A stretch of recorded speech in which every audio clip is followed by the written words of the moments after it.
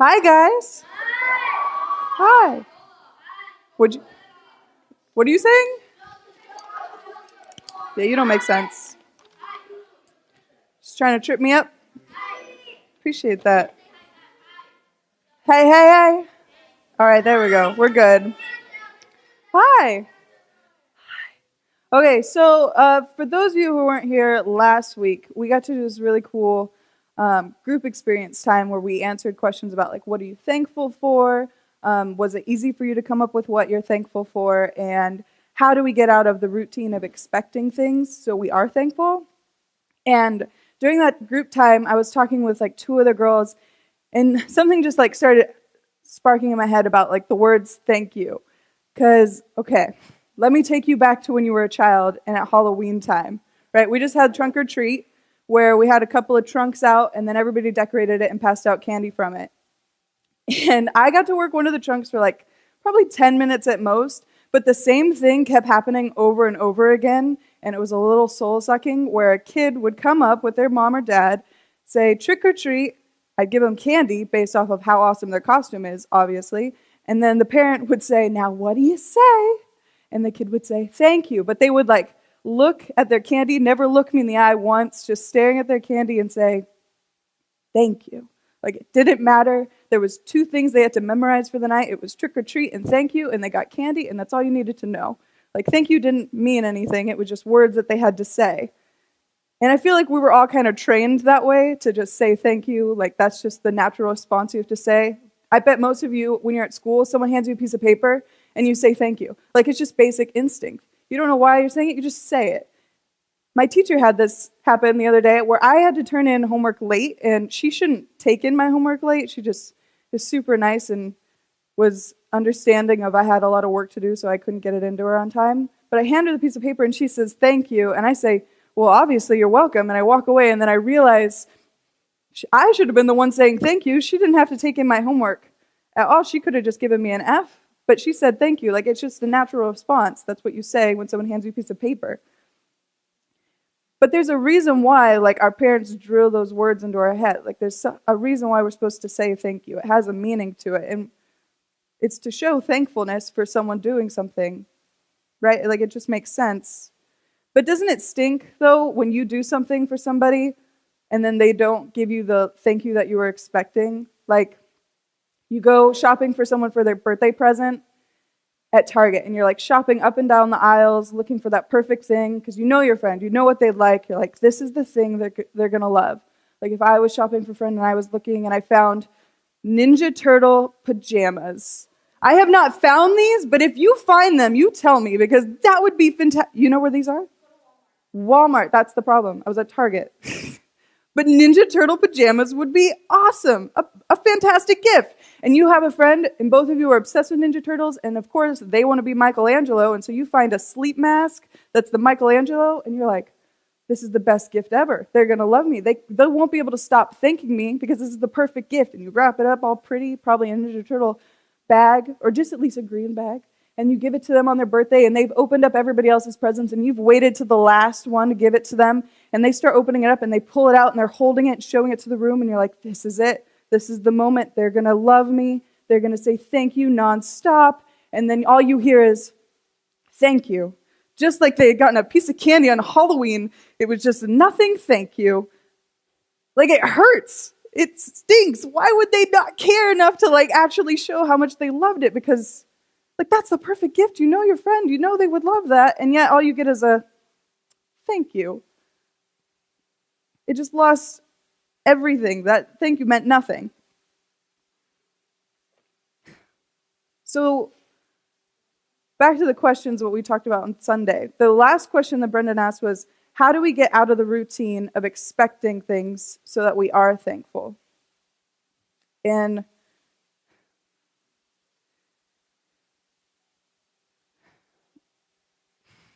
sorry, brain fart. I got it. Okay. And I was thinking about how I tend to forget to thank someone a lot. I tend to forget to thank God way more often than I should.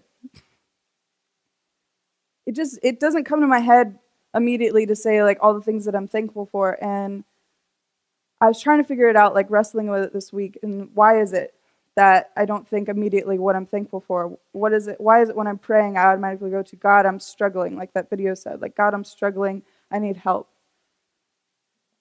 And I think it would have to do with in a day where it could be just an average day, but like good things could keep happening all day. If one bad thing happens, all of a sudden I forget all the great things. Like say in the morning, my mom cooked a fantastic breakfast for me, which never happens. So if she made breakfast for me, that is the greatest day of the year, and you thank your mother nonstop. And then later on in the day, I go to school, and I got an A on a test. Another rare thing. I do not get A's. I am a B student at best. So I get an A. It's a great day. But then at lunch, I get in a fight with my friend, and now that's it. Like, that's all I think about in the day. That's all there is to think about is I got in a fight with my friend. We're not happy. Like, I don't think she likes me anymore. I just feel alone. Like, I have no one to talk to.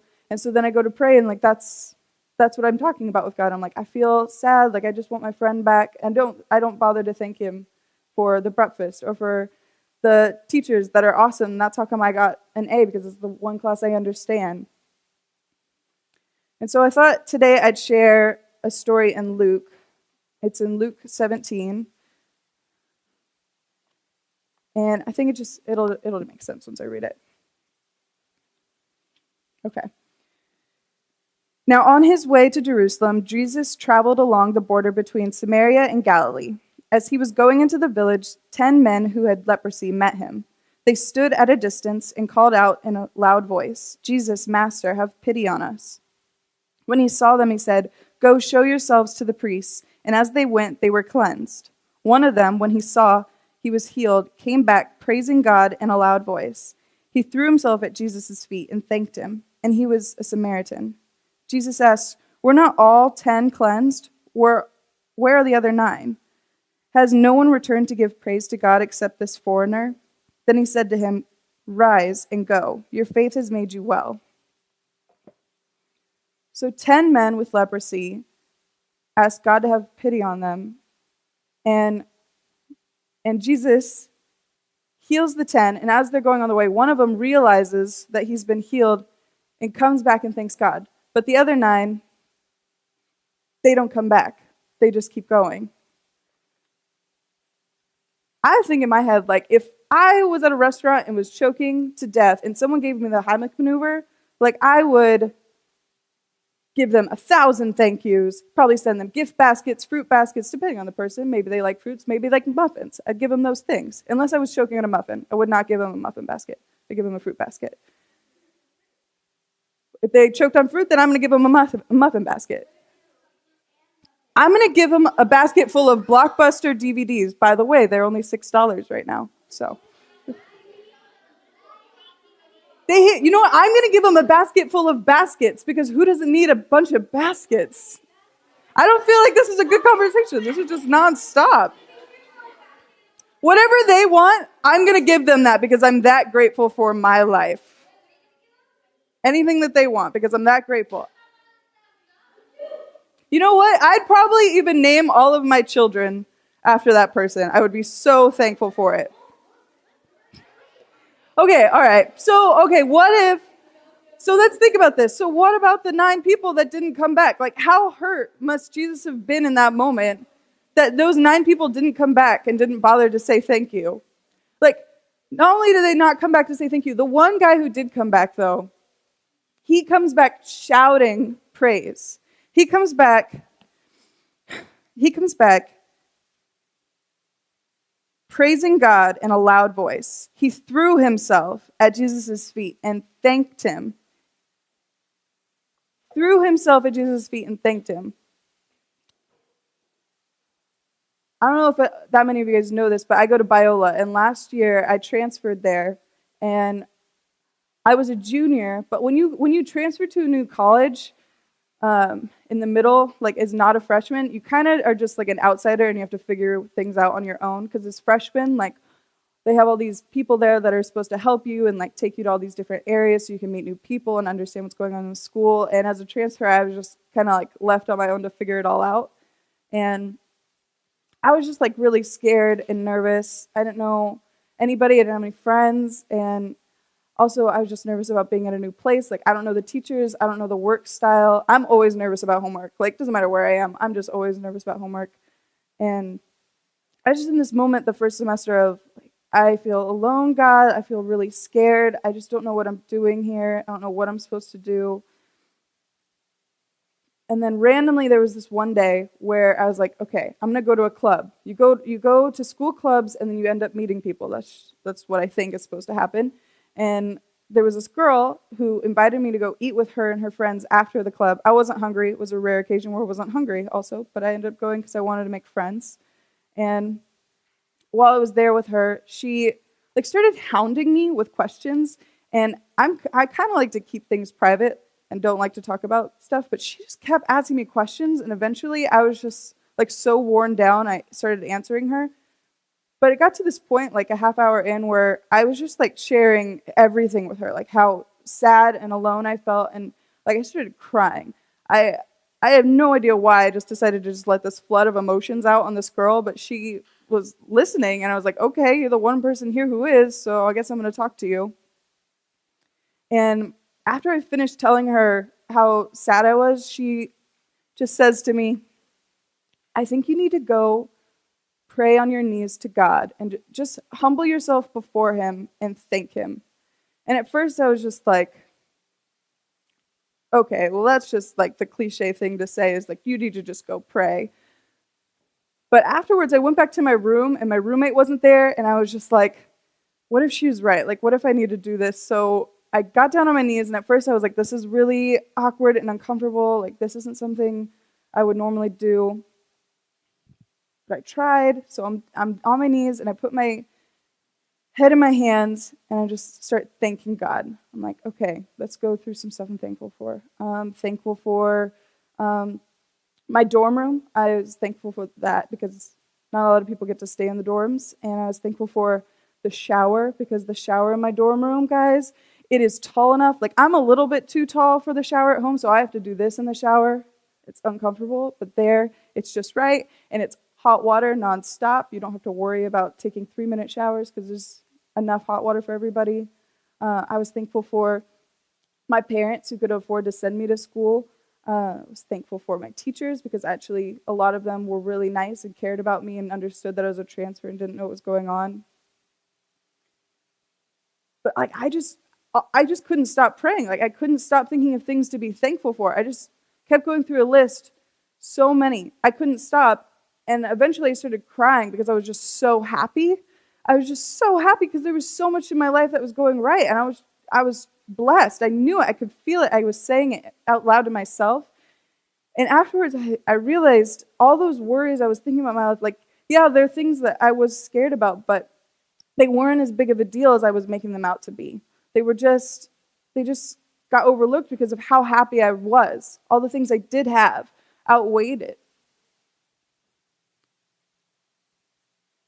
And so with that, I think we should be living more thankfully, especially during this season right now where you're going to be hearing Thanksgiving all over the place, TV, from your friends, from teachers. It's just going to be happening. But there's a reason why we celebrate Thanksgiving and we give thanks back to God. Because He deserves it. We should be thankful for everything that He's given us. And I think living a thankful life is transforming. Like, in that moment when I was in my room praying to God, just giving Him thanks, like, it transformed the way I was feeling in my heart. It transformed how I viewed the world in there. That I was given a lot and that I didn't feel alone anymore. I felt like He was with me. And so I just want to challenge you guys with this week, maybe just praying before every meal, just saying thank you for the food that you've been given. Or how about just like, let's not just say the words. Let's just not be the kids at Halloween that just say thank you because you were given a piece of candy. Let's actually act out how thankful we are. Like, how many of you guys have parents that do most of the chores at home? Right? I mean, be honest, like, they do a lot of them. Because at my house, my dad does not do any chores at all. My mom does them all. She is fantastic. I don't know why she does it all. She really should make him do more of it. But she does the laundry. She does the dishes. She does, she cleans the cars. She does it all. And I was just thinking to myself, like, why shouldn't I just do something back for her? Like, instead of her giving me my laundry that's done and saying thank you, like, I should go do my laundry and I should do her laundry once to show her, like, how much I appreciate that. Because that would mean a lot more to her than me just saying thank you. Or if you guys wanted, I did this project at school. It's called the Day of Thanksgiving. And really, it's really difficult, guys, but it's worth it. You spend a whole 24 hours one day where you can't complain at all, which I know is difficult. Like, I have friends in school where all we do is complain to each other about this class. So, like, we have nothing else to talk about. But just spending a whole day where you can't complain and you can only talk about things that you're thankful for is really difficult, but it helps you. It helps you notice, like, how awesome your day actually is instead of focusing on the bad. I just want to leave you guys with the thought of, there's this verse in Ephesians 5:20, and it says, "Always give thanks to God the Father for everything, in the name of our Lord Jesus Christ." Because we should be thankful, and we should give him praise and thanks. Let's not be the 9 men who were healed and walked away. Let's be the one who came back and laid themselves down at his feet and said thank you. So I'm just going to pray us out. God, thank you so much for today. Thank you so much for these people that are here. Thank you for the relationships that we have, that we get to feel your love through them. Thank you for this building, that we get a roof and shelter to cover us. Thank you for Scott, for someone who cares so much about you and your ministry and wants to work it through other students. And thank you, God, thank you for everything. In Jesus' name I pray. Amen.